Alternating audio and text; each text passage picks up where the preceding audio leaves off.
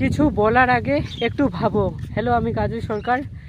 আজকে প্রথমেই ক্ষমা চাইছি বাতাসের শব্দের জন্য।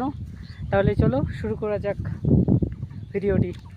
কিছু বলার আগে আমাদের অবশ্যই ভাবতে হবে, কারণ আমরা জানি না তার কি পরিস্থিতি। আমরা সরাসরি তাকে বিচার করতে শুরু করি। তাহলে একটা গল্প দিয়ে বোঝা যাক পুরো বিষয়টা কি। হ্যাঁ, একদিন একটা রেল স্টেশনে এক দাদু আর একটা তার নাতনি, 15 বছরের ছেলে একটা আর কি, নাতি আর কি, সরি। তারা স্টেশনে পৌঁছালো, স্টেশনে যথারীতি চললো, বসে আছে। হ্যাঁ, আর পাশেই ছিল প্রচুর অনেক বন্ধুর একটা দল ছিল। হ্যাঁ, ওরা দেখছে চারিদিকে চুপচাপ, সবাই চুপচাপ, কিন্তু তার যে নাতি, হ্যাঁ, সে একটা জিনিস লক্ষ্য করছে, ট্রেনটা ছুটছে। হ্যাঁ, তখন সবাই চিৎকার করে উঠছে যে দাদু দাদু দেখো দেখো, ট্রেনটা চলে যাচ্ছে। তারপরে বলছে, আরও বলছে যে দাদু দাদু দেখো, গাছপালাগুলো পিছনে ছেড়ে যাচ্ছে।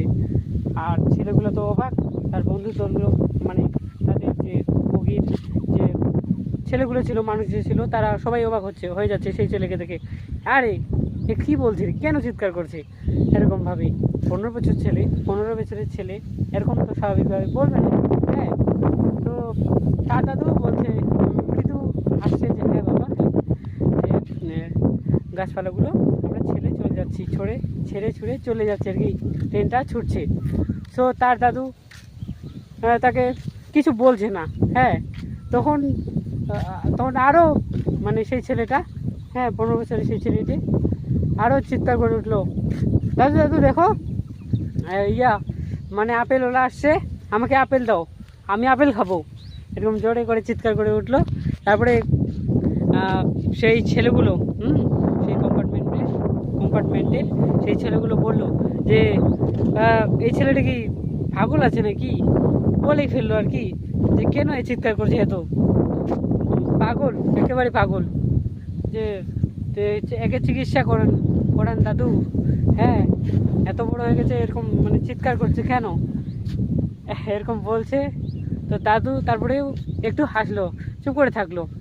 তখন আরও যখন সেই ছেলেটি যে বলছে যে এই আপেলটা কত সুন্দর, এই আপেলের কালারটা আমার খুবই পছন্দ, এই আপেলটাকে ভালোবাসি, এই রঙটাকে আমি ভালোবাসি, এরকম বলছে।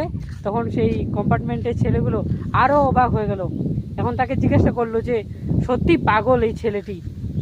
তারপরে তার উত্তর তার দাদু তখন দিল, একটু হেসে আর কি, মৃদু হেসে তার উত্তরটা দিল যে এই ছেলেটি, এটা আমার নাতি, এর কিছুক্ষণ আগেই অপারেশন হলো চোখের। এই ছেলেটি আমার নাতিটি ছোট থেকেই অন্ধ, আজকে তার অপারেশন চোখের হলো। সো আজকে সে প্রথম দেখছে পৃথিবীটা। হ্যাঁ, সো এই কথাগুলো শুনে সেই কম্পার্টমেন্টের যতগুলো মানুষ ছিল, বন্ধুগুলো ছিল, হ্যাঁ বন্ধুর দল একটা ছিল, হ্যাঁ, সবাই অবাক হয়ে গেল এবং সেই দাদুকে ক্ষমা চাইলো সবাই, যে সরি দাদু, আমরা ক্ষমা চাইছি, আমরা কিছু না জেনে শুনে এরকম বলে ফেলেছি, অনেক কিছু বললাম, পাগল বললাম। সো তার জন্য আমাদেরকে সবাইকে ক্ষমা করে দেবো। তাই এই ছোট্ট গল্পটিতে আমরা কি শিখতে পারি, যে কাউকে না জেনে শুনে আমাদের মন্তব্য করা উচিত নয়। So think before you speak.